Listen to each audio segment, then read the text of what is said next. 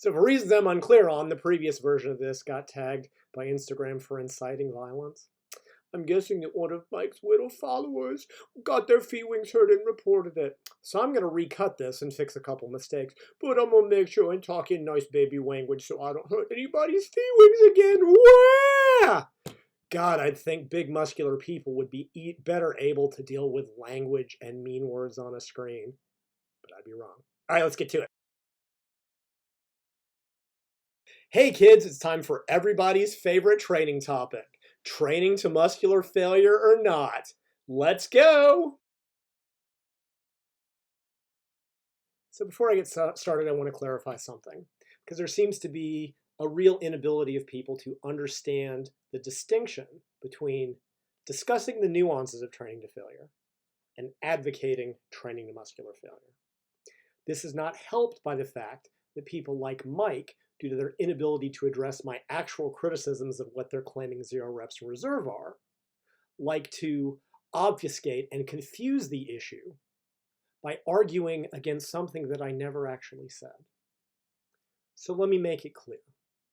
I am not and have not ever advocated that people necessarily train to muscular failure. And certainly nothing in my videos last year ever said I was saying people should train to failure. Quite in fact, I said the exact opposite time and time and time again. This did not keep Mike from claiming that Lyle advocates training to muscular failure, but he's as intellectually dishonest as they come. During his hour with the lifting dermatologist, he said that Lyle advocates all people train to muscular failure for all applications. That is a bold-faced lie. Let me say it again. Even though I'm going to discuss the topic of training to muscular failure in this video, nothing I'm going to say is advocating that you should or should not train to muscular failure. Now, there are times when training to muscular failure can be valid. There are very successful training systems, such as dog crap, that use training to failure that have generated bodybuilders with more competition success than Mike will ever have. There are other systems of training that don't utilize muscular failure. There are times to train to failure. There are times that you shouldn't train to failure. That is a separate discussion. Now, so far as the claim that I advocate training to failure, this is not true. Quite in fact, here is something I wrote in my first book back in 1998.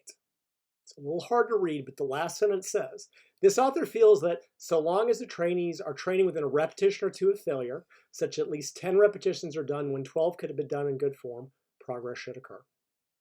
1998. And I've said nothing in contrast to that in the last 30 years. Quite in fact, anyone who's read anything I've ever written will see that in general, I advocate against training to muscular failure on a constant basis. This is especially true when people are doing multiple sets of an exercise. If you want to do, say, 4 sets of a chest exercise, you had better start somewhere between 1 and 3 reps from failure, depending on your individual recovery and rest interval. Now, by the 4th set, you may hit muscular failure, but that is a consequence of the fatigue that has occurred. It is not something that I am recommending people chase. Is that clear? Now, in recent years, one thing I have suggested to people is that every 3 or 4 weeks, you might take the final set of an exercise and do an AMRAP and as many reps as possible and go ahead and go to failure. But this is to gauge where you're at. If your goal is 8 reps with 2 reps in reserve, and during that AMRAP you only get 10, well, you're in the perfect spot. If in that AMRAP you get 12, you need to add weight. Of course, assuming you have trained to muscular failure and know where it is, as part of learning to train hard, you can use bar speed and don't even need to do that. And I'd point out, there's lots of training systems that use AMRAPs like that. Some use it at every workout, which I would never recommend. So the fact, despite Mike Israel's claims, lies to the contrary, I have not ever advocated that people train to muscular failure all the time, much less for all applications. You need to know where it is. You need to spend some time doing it, because if you haven't trained to 0 reps in reserve, you can't know what 1 to 2 reps in reserve is. And that is not a statement that is even debatable by anyone who's actually a real coach. Mike only debated it because he was too chicken to admit that he was wrong. Sorry, new puppy. So he had to make it about something else. And he didn't even defend it by addressing it directly. He did it by lying about it. Let me say it again. I am not and never have advocated that people always train to failure for all applications all the time. And I defy anyone to show where I have. I said that people need to have spent some time doing it to know where it is. But once you know where it is, you don't have, again, it depends on volume, it depends on frequency, it depends on a whole bunch of factors that are the topic of a different video I'm going to do. The nuance that people don't discuss when they make absolutist statements. All I'm saying here is nothing I'm going to say today means that I'm advocating you train to failure. And anyone who hears that needs to go order Hooked on Phonics. And if Mike now claims again that Lyle advocates train to failure, just realize he's lying again. As a second example, I currently train an elite female powerlifter. She holds state, national, and world records in 2 different weight classes, in 2 different federations in both the open and masters category. Last year, on top of setting new records, she qualified for the Arnold in the strict curl during her first competition. Factually, she accomplished more in her athletic career last year than Mike has in his entire career. But in her training, I never have her deliberately go to failure. And I mean never. We don't do AMRAPs. We don't go to limits, ever. Now, she may miss the occasional rep, usually during the strength cycle when we're doing maximum singles. But if over a 13-week training cycle she misses 2 total repetitions out of the 100 she did, that's a lot. I do not, and I'm not, advocating that people train to muscular failure at all times for all applications. And for Mike to have claimed such is a bull-faced lie. Are we clear on this before I move on to the actual topic of this video? I sure hope so, because I can't make it any simpler without barking. So a couple weeks ago, someone made me aware of a post Mike Israetel had made on his Instagram with sort of a chortling, see, you don't have to train to muscular failure to grow, which I still suspect is him being butthurt over me. It's still him misrepresenting what I said, because I never have and never will say anyone needs to train to muscular failure to grow, but that's really neither here nor there.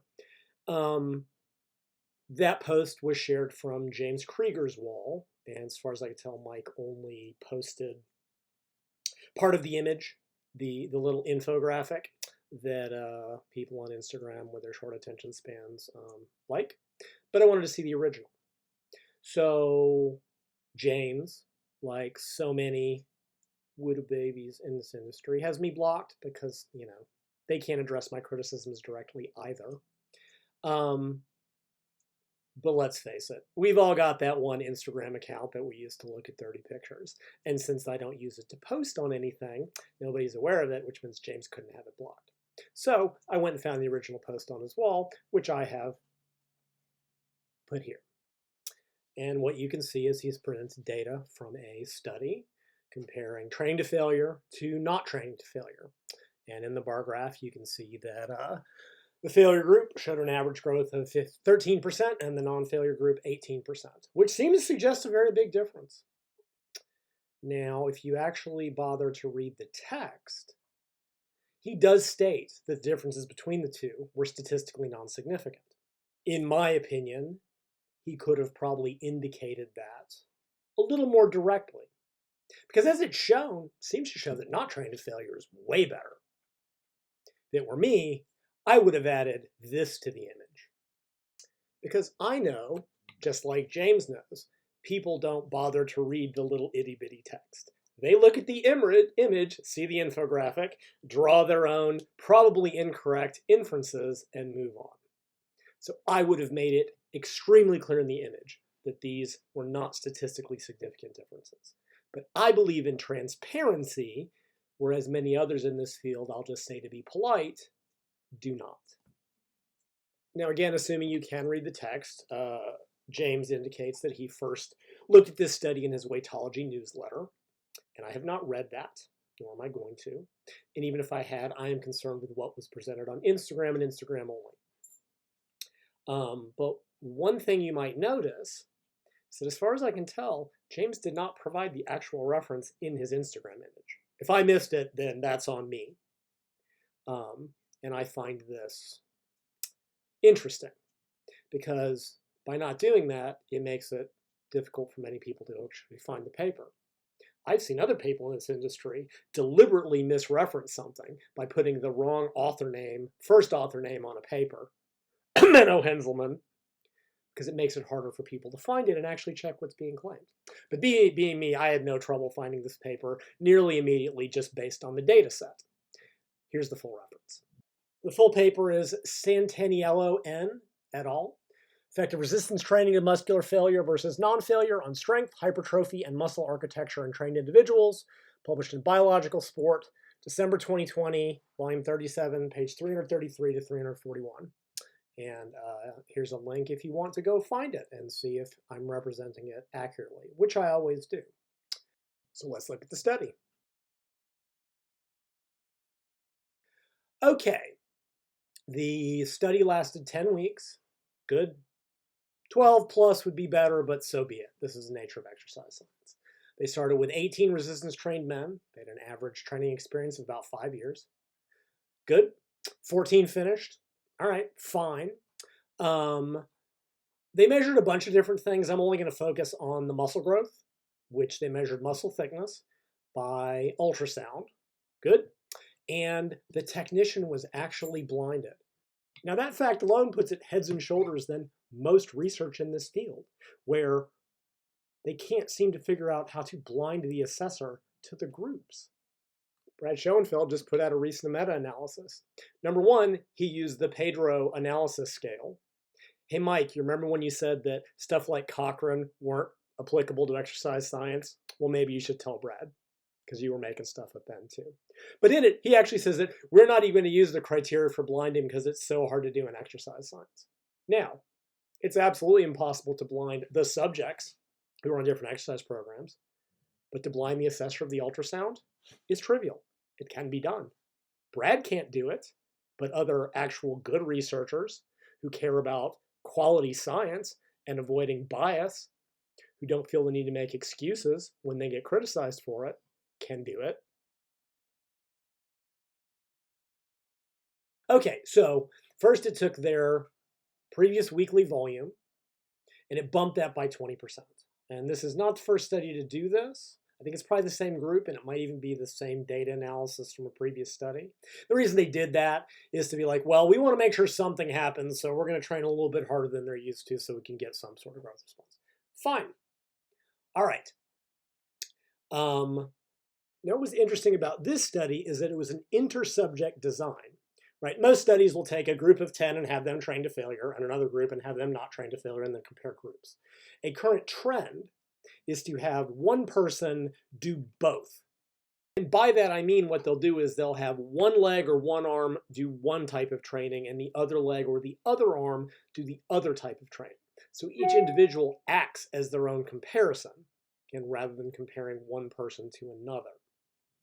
And there's a lot of good reasons to do this, and I'll explain why that is later in this video. Another really smart thing they did was to randomize which leg did which workout. And this was to avoid the potential issue of a dominant hand, dominant leg thing, right? We all tend to favor one side, and that side might be stronger, might be bigger. And if every trainee did one workout for their dominant leg and the other one for the non-dominant leg, that might affect the responses. So they randomized it. It almost looks like the group of researchers sat down, wanted to make a good workout design, decided to blind the assessor like they should to actually do quality science. And I probably could have guessed that by looking at the author list, because Brad Schoenfeld's name isn't on it. All right, moving on. They took the subjects and had them train quads twice a week. They did 2 exercises, one-legged 45-degree leg press, one-legged leg extension. Fine. Having initially tested their 1 rep maximum on each exercise, they had them use a resistance of 75% of 1 RM. As they describe here, Repetitions were performed to the point of inability to complete a repetition with a full range of motion, 90 degrees knee extension. It's evaluated by the researchers familiar with the protocol, so the workout was overseen. For the non-failure protocol, participants were previously instructed on and familiarized with the criterion for muscular failure. They were instructed to interrupt repetitions voluntarily according to each own's perception of fatigue before reaching the known point of muscular failure, independently of how many repetitions short of failure they stopped. Does that make sense? Workouts were overseen. They took one leg to failure, and the other leg they were told to stop short of failure voluntarily. And just jumping ahead, so what you see in this image is that the failure group did an average of like 12 reps, which is right about what you'd expect at 75% of 1RM. And then the non-failure group is a little bit less than that. In the data, they state it's like 1.6 plus or minus 1.8 reps. So like 1 to 2 reps less for the non-failure leg. You can also see the volume load and was like 11% lower for the non-failure leg. So fewer less reps, a little bit less work as you'd expect for the non-failure versus failure. So this is actually a super valid comparison in terms of real-world training. It is trained to muscular failure versus stopping 1 or 2 reps short of failure.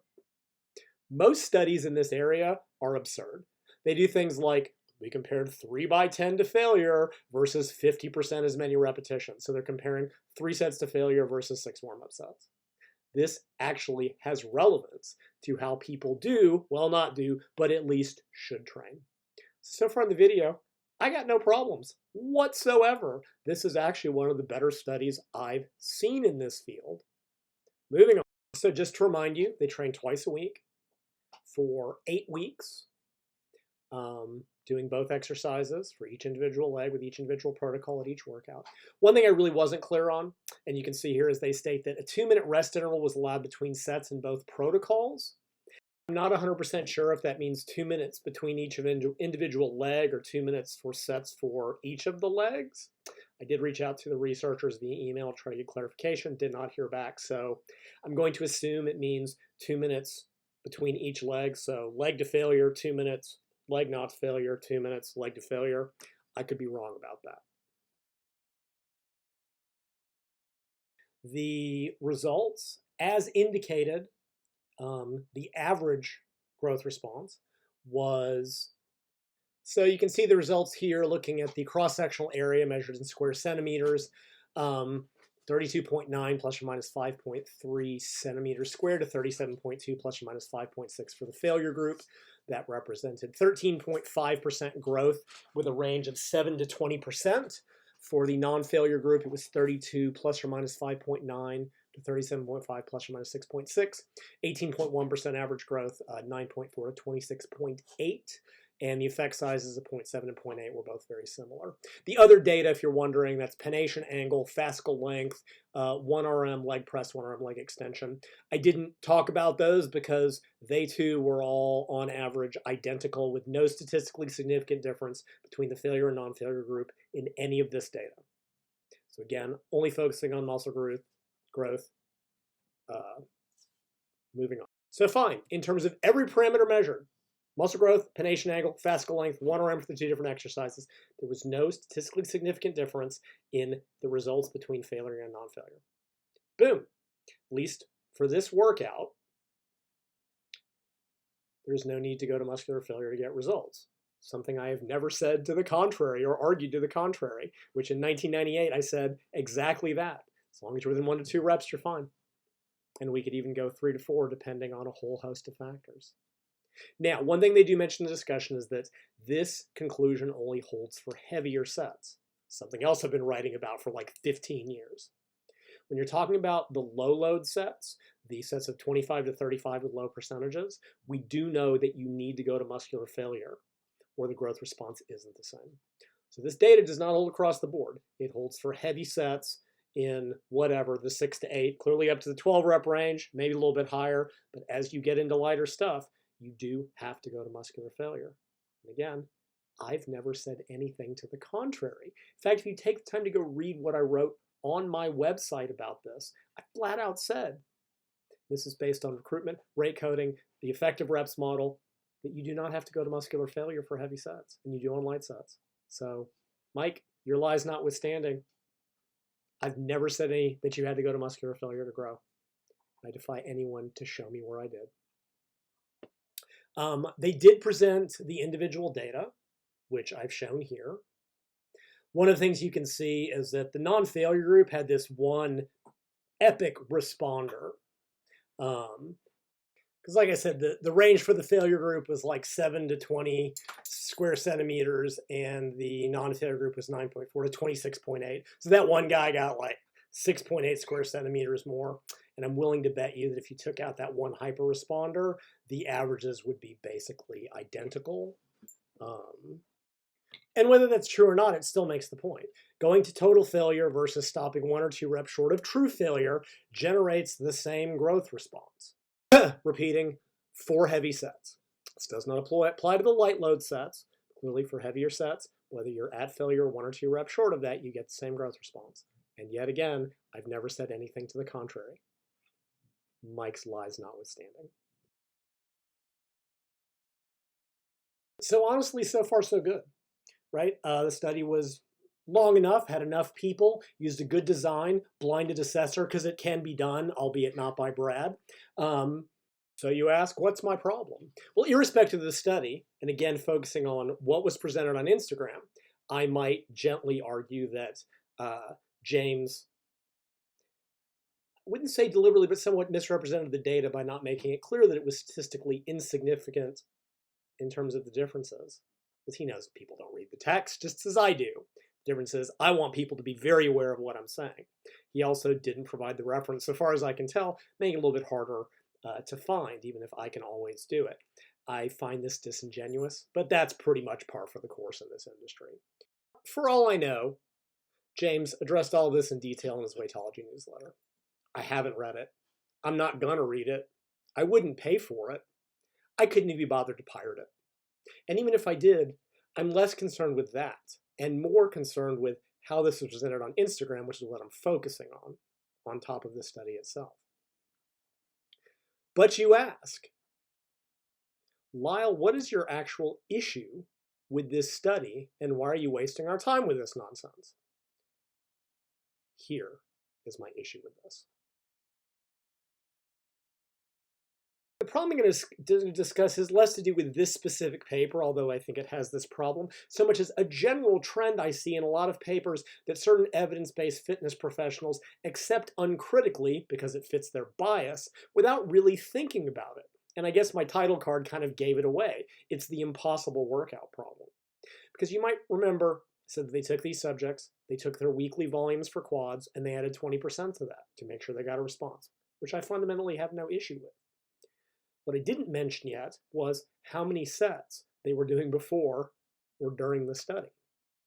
Well, for the start of the resistance training period, participants reported their weekly number of sets, typically before the quadriceps in their previous resistance training routine. This was an average, it was 19.1 sets plus or minus 8.5 with a range of 7 to 42 sets per week for the quads.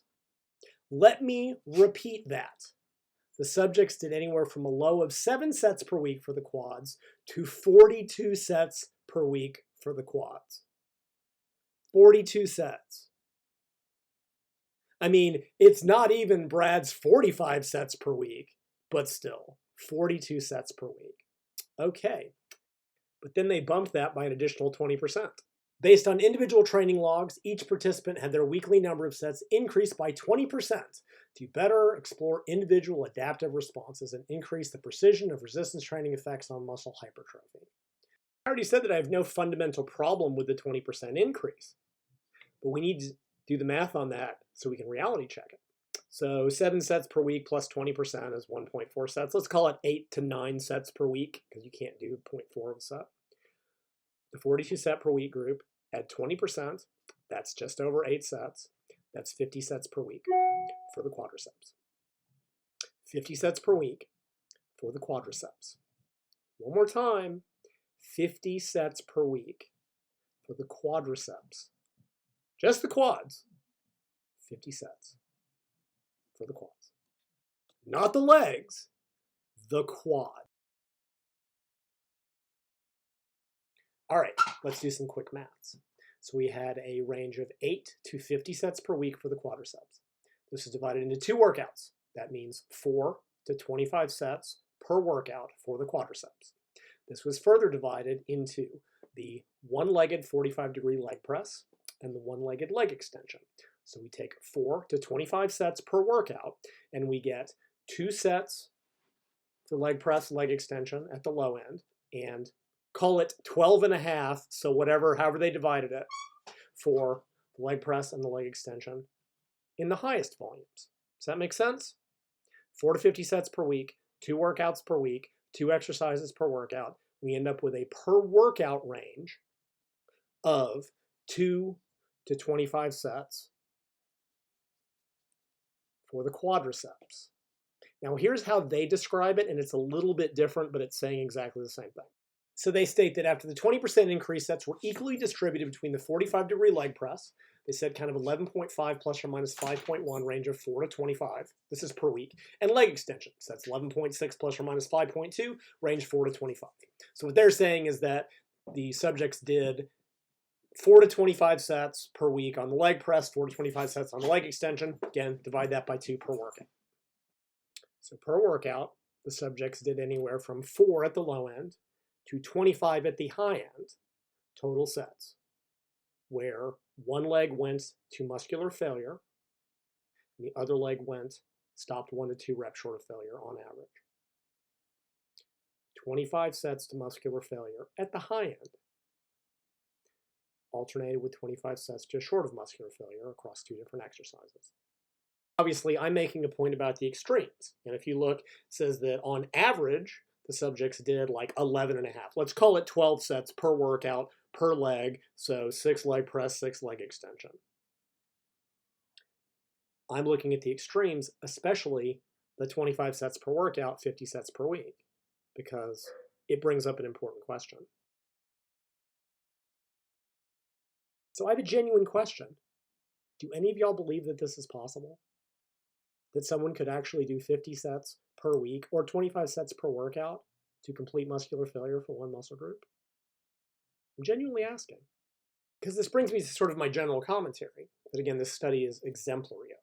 There is this refrain in the fitness industry that goes through phases of, training to failure is bad because it causes excessive fatigue, and and this is always kind of asserted without data, but with pretty graphs. And yes, I have read the big meta-analysis about this, and if you actually go read the individual studies, it's always stuff like 3 by 10 RM versus 6 by 5 at the same weight. Shocking.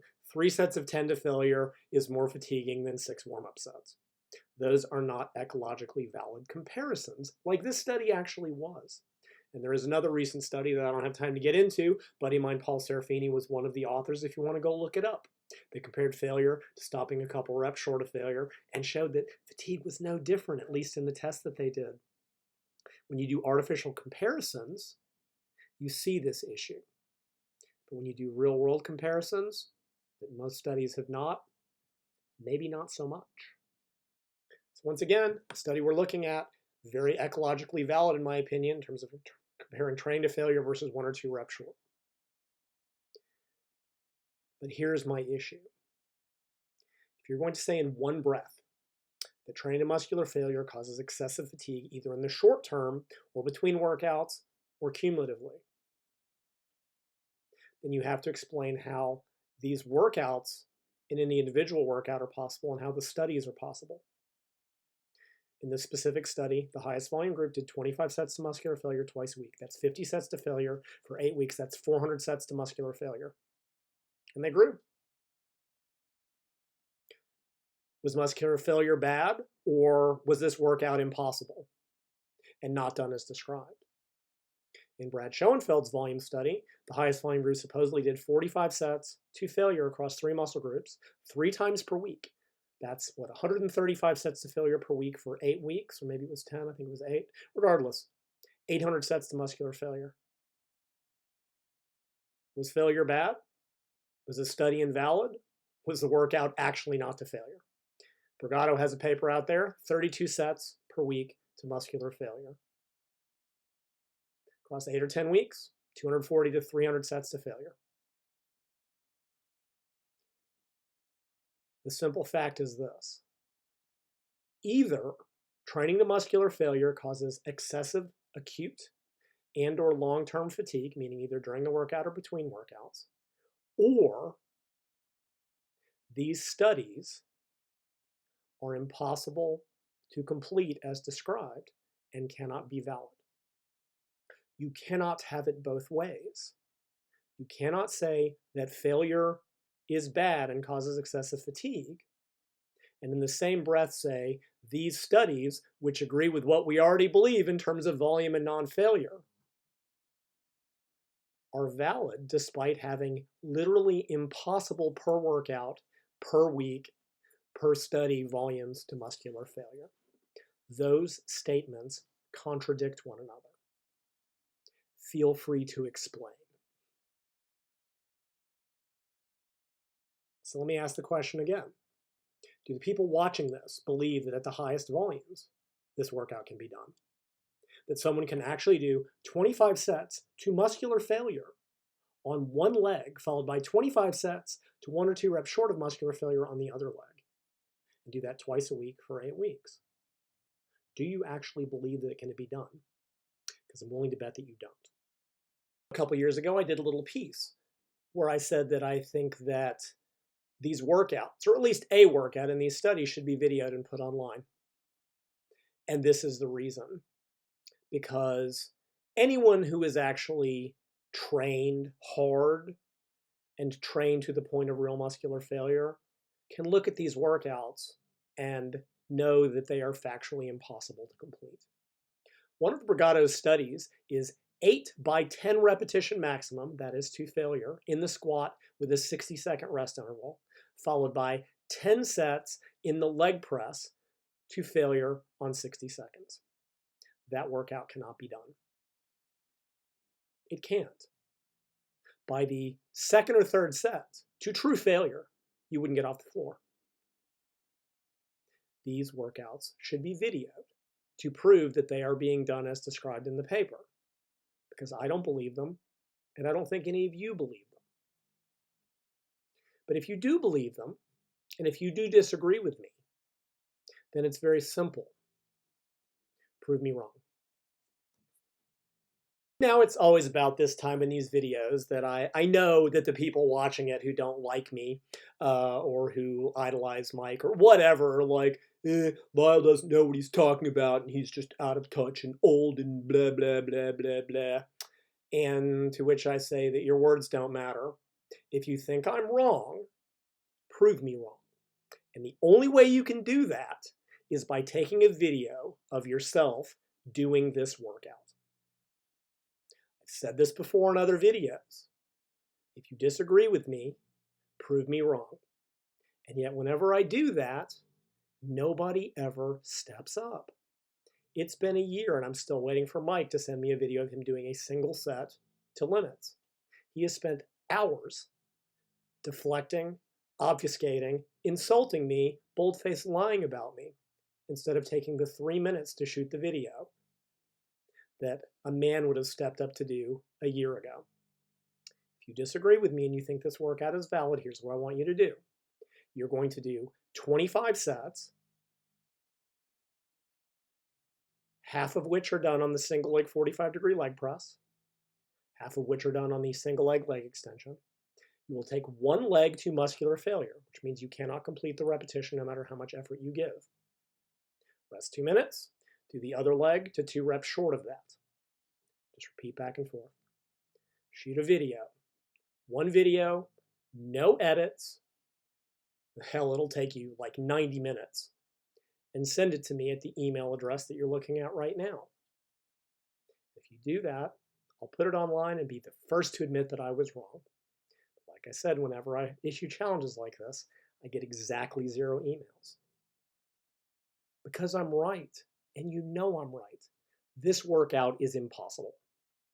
Once a week, much less twice a week, much less twice a week for 8 weeks. And y'all all know it.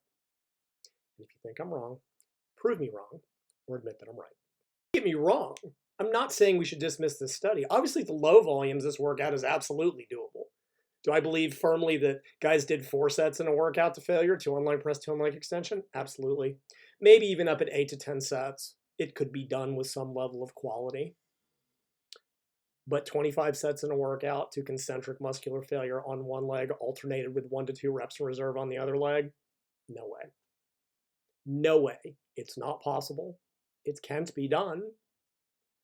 I know those of you listening to this agree with me, and if you wouldn't say it, and if you think I'm wrong, take a video and prove me wrong. It's really just that simple. And that's my issue with this. Now, let me repeat again. I don't actually disagree with the results. I have never said one must train to muscular failure to grow. Again, Mike's lies about me notwithstanding. For heavy sets, 1 or 2 reps short of failure is fine. Failure may occur, but you shouldn't chase it unless you're doing very low volumes. But if James is going to report on this study without nuance, without explaining that, I'm sure somebody will, but if not, somebody make James aware of my video. Maybe he'll unblock me and come look at it himself, although I highly doubt it. And just tell him this. James, if you think the workout in this study is possible at the highest volumes, I want to see a video of you doing it.